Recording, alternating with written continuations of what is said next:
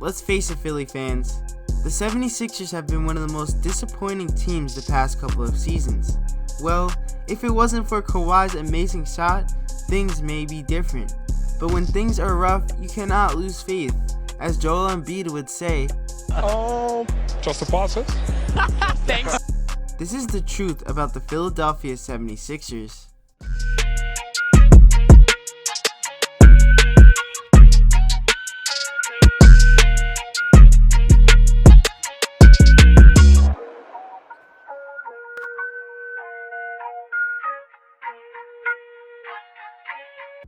If you guys are enjoying my content, please remember to leave a like and subscribe.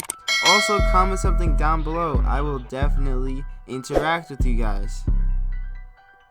After losing in incredible fashion in the playoffs to the Raptors, and then losing Jimmy Butler in free agency, the Philadelphia 76ers still had high expectations placed upon them.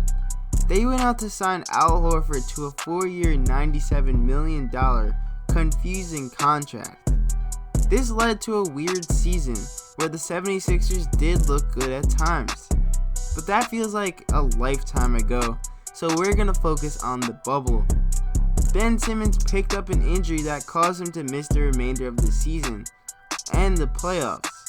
This caused the team to lose their star playmaker and inevitably led to their downfall, where they were swept in the first round of the playoffs by the Boston Celtics, who have beaten them in 2 of the last 3 playoffs. Their head coach Brett Brown was fired, and then they hired Doc Rivers, who is fresh out of blowing a 3-1 lead. They also hired Daryl Morey, fresh out of pretty much destroying the Rockets organization financially and roster-wise. Yet, I'm still interested in what this team can do. The truth about the Philadelphia 76ers is that they need to trust the process and hold on to their 2 main pieces in Joel Embiid and Ben Simmons. Truthfully, they are in a rough spot. The structure of this team is not very smart at all. It's like those baby games where you have to put the correct block in the right shape. By having Al Horford and Tobias Harris alongside Embiid and Simmons, they are jamming triangles into circle shapes. They should obviously trade Al Horford and Tobias Harris, but I'm so unsure about their value. Tobias is a 20-7 guy, and also only 28 years old, but he's on a huge contract. Al Horford is historically a center, and if he were to stay with the 76ers, they would be paying him $27 million until he is 37 years old. This is the reason why they brought in Daryl Morey. He may have screwed the Rockets because they won't win with the roster he left them with, but he is truly a magician in rearranging assets and retooling teams. And that is exactly what the 76ers need.